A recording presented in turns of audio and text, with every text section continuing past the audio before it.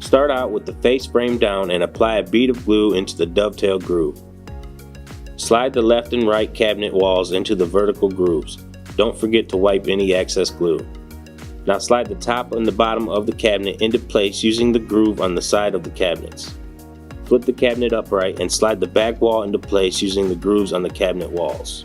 Turn the cabinet onto its front and use pre-existing holes to secure the back of the cabinet to the top and bottom lips. Now place a corner bracket into each corner of the top and bottom to firmly secure the cabinet together. Each bracket will be fastened down using 3 screws.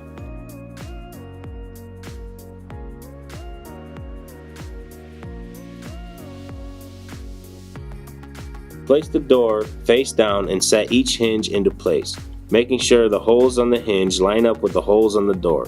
Fasten them down with 2 screws each. Then place a rubber bumper in each corner on the door opposite your hinges. Now place your door with attached hinges to the inside lip of the face frame and attach them to the cabinet using pre-existing dimples on the face frame.